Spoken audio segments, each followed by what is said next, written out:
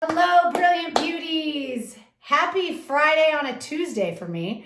I am pushing pause and taking the next 5 days to enjoy a distraction detox.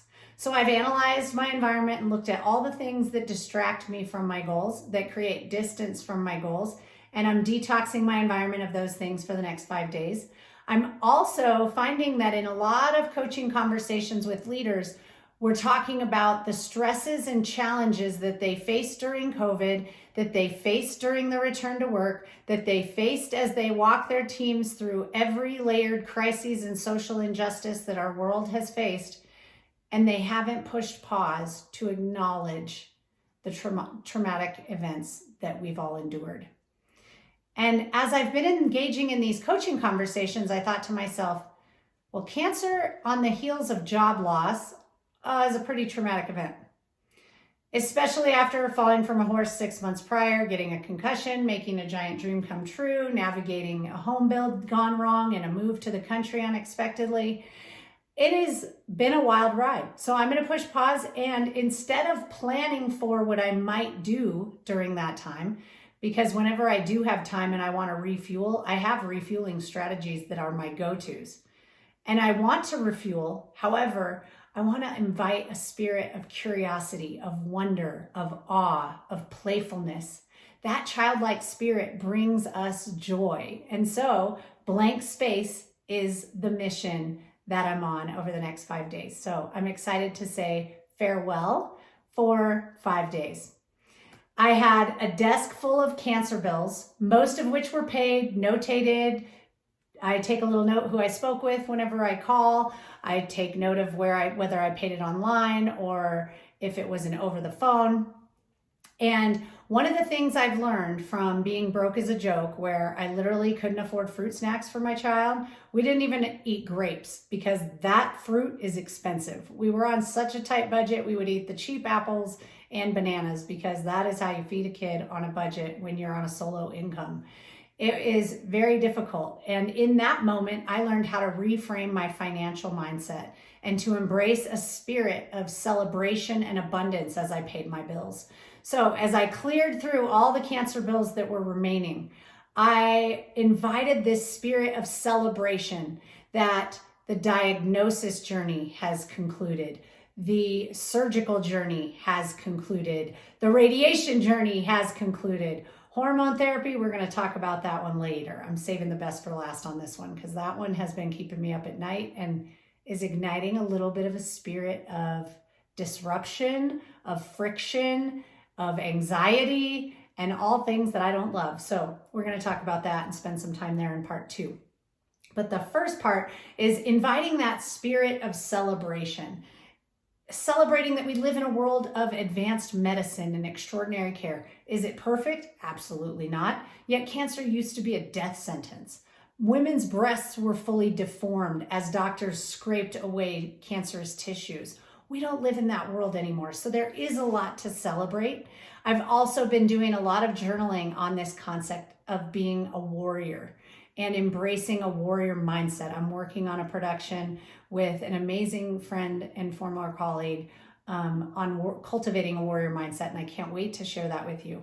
And it takes work, right? What is a warrior mindset? A warrior mindset is this. I've journaled it and figured it out for myself. So when I cultivate my warrior mindset, this is what it means.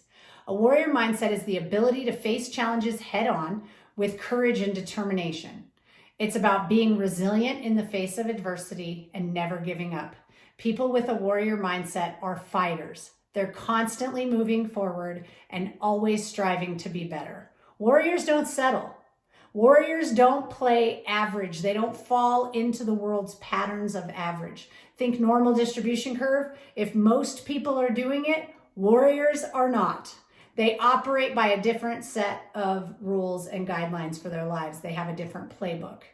And I came across these words yesterday. Warriors don't retreat, they reload. And I invited AI to make a fun meme. So let's push pause and take a look at it. Boom. Welcome back. So I had that moment of cultivating a warrior mindset today when I had all these cancer bills across my desk. I had just logged into one of the many portals that I do billing through the hospital portals. And I came across this message. It said, some of the charges on this guarantor account are awaiting a response from your insurance. Depending on the response from your insurance, some or all of the $88,419.77 currently awaiting a response from insurance could become your responsibility. Every time I check in, because of job loss and changes of insurance and employers, I have to sign a waiver that says I'm fully responsible for any charges. It scares me to death because I know how much medicine costs in the United States. So that is in addition to the separate portal of radiation that has a total of $130,208.50. Clearly, I'm not conditioned for bills this big. I can't even read the numbers. And what was interesting to me is I was ready to have a Jerry Maguire moment and say, I'm not going to do what you all think I'm going to do, which is just flip out. I joke with my daughter about that all the time. I have these flip out moments that are a result of when you're living a high growth life, you are going to have challenge. You're going to experience a lot of challenge and friction, escaping the old, right? I was conditioned for being broke as a joke, conditioned for struggling financially. So I see numbers like this and I want to freak out. It is like automatic surge of stress. My armpits are actually sweating right now, just talking about this, right? And we haven't normalized conversations of financial abundance and talking about our bank accounts and how do we fund our lives. We don't spend enough time talking about that. I've learned to have courageous conversations with people to say, hey, do you mind if I ask? I come from education where we don't make any money. Can I ask a little bit about what you do and how much it pays in today's marketplace? Most people, when you ask in the spirit of curiosity and wonder, not judgment and criticism and comparison, they're willing to share with you. And I ask, how did you get there? And a lot of those conversations are what helped me realize 6 figures is totally possible, especially for someone who's got a spirit of achievement, who has an attitude of positivity and gratitude, who is willing to go the extra mile when everyone else is still tying their shoes at the starting line. If you can condition those behaviors for yourself, you can be a 6-figure earner. The roadmaps for GPS for success are already there and mapped for you. So that's what I've made a career of studying for myself and helping train others in. So I went through this kind of freak out moment, and then I invited that warrior spirit. And that's what I want to share with you. These words have been a mantra that I lean into anytime challenge strikes, and they are this. So I invited the warrior spirit, I inhaled deeply, and I said, I solve problems with ease. Because yes, we can grind and hustle our way through problems, but I would much rather solve problems with ease instead of attracting lots of problems for me to solve. I'm a really skilled problem solver. And sometimes I think, am I attracting problems into my life? I need to solve problems with ease and let them pass me by so that they don't ignite such an emotional response. So that's how the warrior spirit carries me in this moment. It's not about being tough, right? It's not just about fighting. It's about something bigger. It's about fighting for something that is bigger than ourselves, showing compassion to ourselves and to others, being willing to lead by example, because I don't know about you, but when I'm standing alongside another warrior, I feel a different energy. And focusing on what can we do to help and serve others. It's a mindset. It's a way of life. And as warriors, we carry a shield that allows us to protect our brilliance and say, this brilliance here, this is mine. I'm not going to allow this world to impact my brilliance and how I show up. I'm not going to allow this stack of bills. I'm not going to allow this person's response to me or this doctor's commentary to affect my brilliance, my happiness, my joy. And it also means we know when to take our sword and confidently pursue action in the direction of our goals. So as I prepare to push pause, guess what I did? I cleared that desk. I took the accord. They gave me this really beautiful accordion with 1 million files. I didn't really know what to put in it. I kept them all in a neat sequential stack by category in my desk drawer. I cleared that out. I got rid of the ones that I don't need. and I kept the ones that I would like to have for reference. I organized them in that accordion. I opened up my storage cabinet and I placed that in the back, right beside the breast cancer handbook. With that, I was like, I'm closing this chapter. I'm going to process what it meant to me, whatever that looks like, that brings me so much joy over the next 5 days. And then I'm moving forward. We just like your home or your closet, I have a 1 in, 1 out policy in my closet. I don't buy something that I want just because I want it and can afford it. This is something I learned being broke. I learned a lot of great things being broke. I buy only what I need and then exchange out, give one away and replace it. Same, I can't keep compiling new business ideas, new projects on top of old energy. Think about if you have a beautiful glass full of water. I just filled my mug up. I can't pour more ideas in here, more success in here, because it's full. It's got old baggage, old mindsets, bad experiences, and a lot of good. So I'm going to fully dump this out. I won't do that because I have a nice rug in this room, but I'm going to dump that water out and create a clean cup for myself for when I return Monday afternoon. With that, I want to talk a little bit about drugs. So the last chapter of the cancer journey is hormone therapy. I don't know. I read a book. I've been reading tons of books about cancer, right? I've really embraced an empowered stance. I saw the words extraordinary patient. I committed to myself that was going to be me. That was going to be how I navigated this journey. And I'm a scholar and total geek by nature. So I find joy in reading and studying. And even when I don't find joy, I cultivate joy.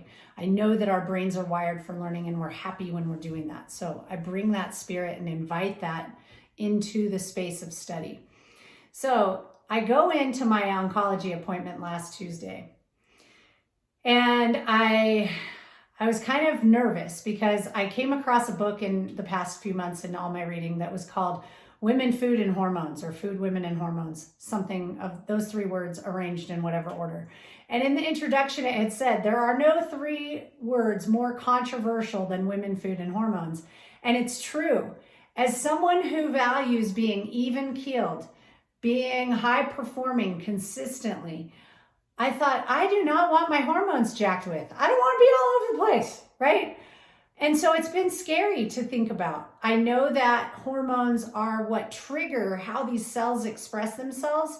So it's a very scary topic because I know enough to know that I need to pay attention, but I don't know enough to know how what I consume changes every cell in my body, expresses everything differently.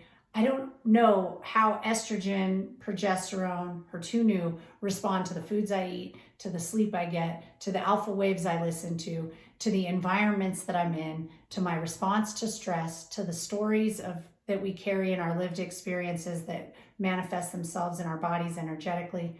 I don't fully know how all that works. I have learned that it's all connected, and that's what scares me. So I go into this meeting, and basically because I'm premenopausal, I have 2 options. There's only 3 total options. Postmenopause is take a pill every day for 5 years. Premenopause, you have take a pill every day for 5 years. Or, because I'm not a fan of medications, I don't take any medications, 0, zilch, nada. I manage moods and emotions with food and sleep and fitness and all good affirmations in my mindset, in my destination declaration that I read every morning. I have all kinds of tools that I use to keep myself happy and joyful, stress-free, anxiety-free, depression-free. I use tools to do that. I very rarely will have a headache and need to feel the need for possibly ibuprofen or acetaminophen. Even then, I've learned peppermint oil and the On Guard doTERRA oil, a little bit on my temples, and woo, I'm set. So I am not keen on the idea of taking a drug for the next 5 years every single day. Not keen on it at all. So I ask, what's the other option? It gets better, my friends. The other option is to inject your ovaries to put them to sleep and take a pill. And I said, well, why would anyone choose that option? Like, that seems bad. I don't really like needles. The thought of putting my ovaries to sleep and changing my body's operating system seems kind of like a major overhaul. So she said, well, the side effects of that drug are far less than tamoxifen. So I said, okay. Well, I guess I could do a one-time injection, and I don't really like needles though. She said, oh, it's not a one-time injection, it's a once-a-month injection. So I knew right away, I don't like needles. That's going to bring me a lot of stress. So that's not an option. So let's talk tamoxifen. Tamoxifen is linked to blood clots, ovarian cancer, triggering menopause, which included a bunch of things like vaginal dryness, irregular bleeding, mood swings, emotions, fatigue, exhaustion, nausea. As I'm in this conversation, I started to feel like I was watching one of those commercials that was like, if you have this small problem, you can take this pill and you will have this many possible problems after that. And I thought, this does not feel right, right? And one of the things I know from studying the dispositions of 21st century prosperity is that our intuition is becoming a strength for people who have learned how to outperform and succeed at very high levels. So I thought, I'm going to listen to my intuition on this one. And my intuition kept keeping me up at night. So I decided I'm going to pull out the breast cancer handbook that they gave me and see what it says. Listen to this, my friends. This is the most commonly used hormonal drug. While doctors don't know exactly how tamoxifen works, they acknowledge that it blocks the effects of estrogen on breast cancer cells. It does not kill, but it may control any remaining cancer cells that have been left in the body after surgery. It does not cause the same side effects as chemotherapy. There is no hair loss or fatigue. The most frequently reported side effects are hot flashes and vaginal discharge. Tamoxifen is given by pill once or twice daily. I thought, wow, the sentence that stood out to me, while doctors don't know exactly how tamoxifen works. So flash back to the appointment, right? So now I'm on the tamoxifen plan. She makes that prescription. I ask her, when should I start taking it? She says right away. I was still in radiation technically and had 2 more days remaining. So I thought, I'll push this decision out until then. I want to give myself some time to overthink and overanalyze because I'm very skilled at that. It's my most annoying habit. And so I thought about it. I thought about it some more. I lost some more sleep over it. It was my waking thought, my bedtime thought. And I decided I'm going to reach out to this gentleman who I met who runs the International Wellness and Research Center. And I said, can I ask you a little bit about this? And he wrote this: tamoxifen is a bad drug that causes new cancer. The studies and literature on the product itself tell us that. I wouldn't do it, but it's your choice and I cannot tell you not to take it. So the interesting thing that I've also learned is the FDA only has 3 approved hormonal therapies. Therefore, by law, doctors can only choose one of those 3 paths. So I asked the doctor, what foods can I take to maximize the effectiveness of this drug? Because we know that pairing, like if you take your probiotic must be paired with fat to maximize its effectiveness. Same with turmeric. Turmeric, you pair it with black pepper and it can increase its effectiveness. You pair it with a fat, like cooking, let's say you're going to saute vegetables with it, and you saute those in some olive oil or coconut oil. Those will activate the cell's absorptions of those ingredients. So I know enough to know there are things I can pair to maximize and optimize the effectiveness of things. And her response was, eat whatever you want. And I thought, I know certain things are linked to cancer. They're carcinogenic. I'm not putting them in my body. I'm not going to eat whatever I want. I can be more disciplined than the addictive design of food. So I left. I felt a little frustrated. I was getting ready to leave and she said, no, you need to wait. The nurse is going to come back to schedule your next appointment. So as we're standing at the door and I'm preparing to turn around to go sit back down and she's preparing to exit, she pulls me aside and says, please do me one favor. Don't think, just take the pill. In that moment right away, I knew I'm not taking this pill. Some of it is I just don't like being told what to do without a valuable explanation as to why.